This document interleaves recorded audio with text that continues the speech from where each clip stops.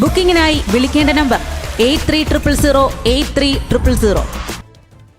അങ്കമാലി ശബരി റെയിൽപാതയ്ക്ക് പുതുജീവൻ വച്ചതോടെ ഓഫീസുകൾ വീണ്ടും തുറക്കാനുള്ള നീക്കങ്ങൾ സജീവമായി. എറണാകുളം ജില്ലയിലെ മൂവാറ്റുപുഴയിലാണ് പദ്ധതിയുടെ സ്ഥലം ഏറ്റെടുപ്പുമായി ബന്ധപ്പെട്ട ഓഫീസ് നേരത്തെ പ്രവർത്തിച്ചിരുന്നത്. എന്നാൽ പദ്ധതി മരവിപ്പിച്ചതോടെയാണ് ഓഫീസുകൾക്ക് എന്നേക്കുമായി താഴ്വീണത്. അങ്കമാലി ശബരി റെയിൽ പദ്ധതി നടപ്പിലാക്കാൻ സംസ്ഥാന സർക്കാർ 1900 കോടി രൂപയാണ് അനുവദിച്ചത്.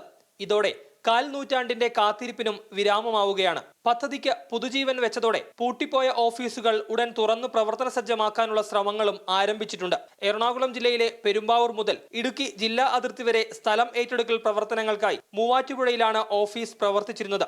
ആദ്യഘട്ടത്തിൽ പദ്ധതി നടപ്പിലാക്കാനുണ്ടായ കാലതാമസവും പിന്നീട് പദ്ധതി മരവിപ്പിച്ചതും ഓഫീസുകൾക്ക് പൂട്ടുവീഴാൻ കാരണമായി. പദ്ധതിക്കായി സ്ഥലം വിട്ടു നൽകാൻ ഉടമകൾ മുൻപേ സന്നദ്ധത അറിയിച്ചിരുന്നതാണ്. സർക്കാർ പണം അനുവദിക്കുന്ന മുറയ്ക്ക് സ്ഥലം ഏറ്റെടുക്കാൻ കഴിയുമെന്നാണ് ശബരി ആക്ഷൻ കൗൺസിൽ ഫെഡറേഷനും വ്യക്തമാക്കുന്നത്.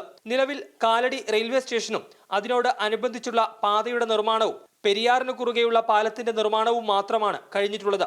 ഓഫീസുകൾ പ്രവർത്തന സജ്ജമാകുന്നതോടെ നിർമ്മാണ പ്രവർത്തനങ്ങൾക്കും വേഗത കൂടുമെന്നാണ് പ്രതീക്ഷ. അങ്കമാലി മുതൽ എരുമേലി വരെയുള്ള 111 കിലോമീറ്റർ പാതയാണ് ആദ്യഘട്ടത്തിലുള്ളത്. ഇതിൽ 14 സ്റ്റേഷനുകളുമുണ്ട്. ന്യൂസ് മലയാളം, കൊച്ചി. ബുക്കിംഗിനായി വിളിക്കേണ്ട നമ്പർ 8300083000.